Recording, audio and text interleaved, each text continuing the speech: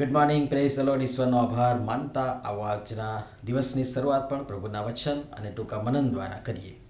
તારા નિયમશાસ્ત્રમાંની આશ્ચર્યકારક વાતોનું અવલોકન કરવા માટે મારી આંખો ઉઘાડ. ગીતશાસ્ત્ર 119મું ગીત અને 18મી કલમ. આજનો વિચાર.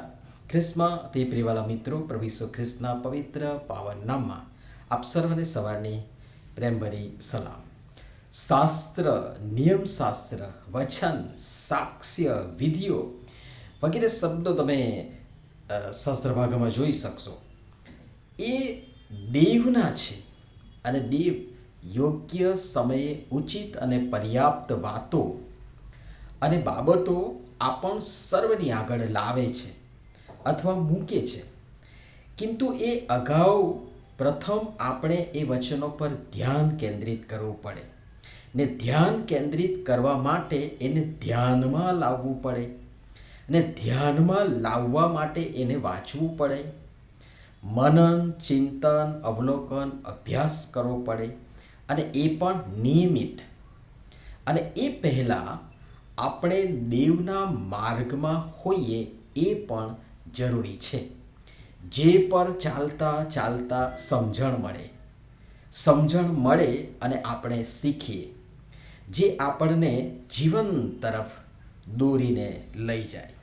અને એ માટે દેવના નિયમો, વચનો, સાક્ષ્યો વગેરે પર પ્રેમ રાખવો પડે. હંમેશા એ માટેની ભૂખ અને તરસ હોવી જોઈએ.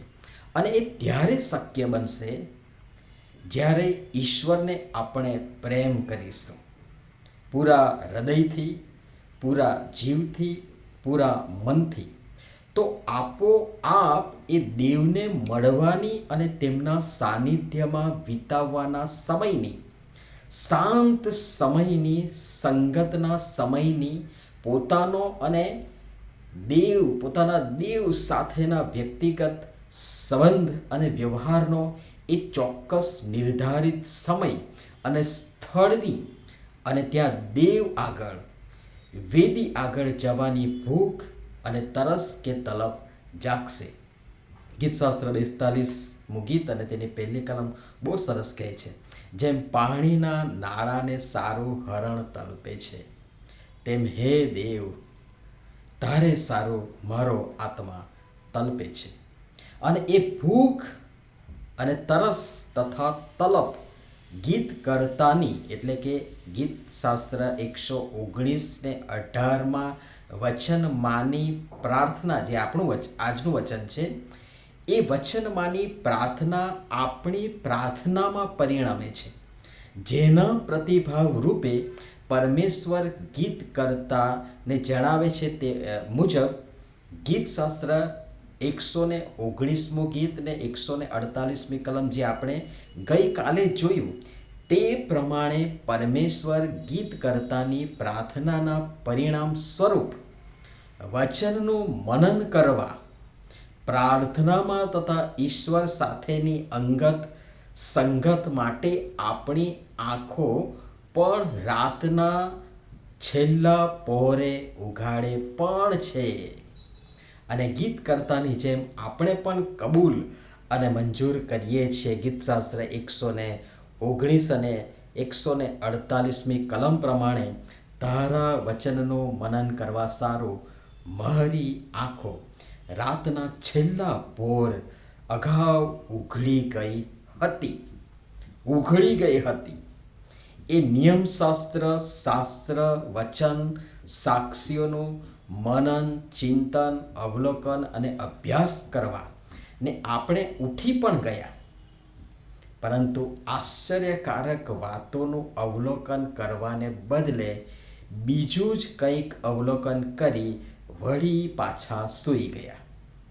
એક તરફ આપણે પ્રાર્થના કરીએ છીએ ને એક તરફ એ પ્રાર્થનાના જવાબ સંદર્ભે આપણે બેદરકાર બની જઈએ છીએ. વાત તો મુદ્દાની છે, થોડી ગંભીર પણ છે, પણ સ્વીકારવી, પચાવવી, અમલમાં મૂકવી એ આપણ પ્રત્યેકની વ્યક્તિગત પસંદગી છે. જેના માટે કોઈ જબરજસ્તી નથી.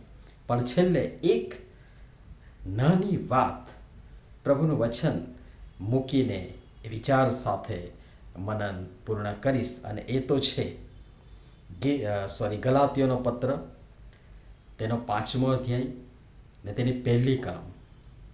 ત્યાં લખ્યું છે પ્રમાણે, ખ્રિસ્તે આપણને સ્વતંત્રતાને સારું સ્વતંત્ર કર્યા, માટે દ્રઢ રહો અને ફરીથી દાસત્વની ઝૂંસરી તળે ન જોડાઓ. પ્રભુ સમજવા પણ સર્વની સહાય થતા મદદ કરો. નમીએ પ્રાર્થના કરીએ. પ્રેમાળ પિતા, આપના બાળકો તરીકે આપને મળવા, આપની સંગત, આપની સાથે આપના સાનિધ્યમાં વિતાવવાનો સમય, આપનું વચન અને તેને સમજવા માટે, શીખવા માટે, અમારા જીવનમાં લાગુ કરવા માટે ને એ માટે આપના વચનો, સાક્ષ્યો, શાસ્ત્ર પ્રતિ અમારી ભૂખ અને તરસ તથા તલપને ઉજાગર કરવા કૃપા કરી અમારી સૌની તમે સહાય થતા મદદ કરો. પ્રભુ ઈસુના નામમાં આમેન. ધન્યવાદ.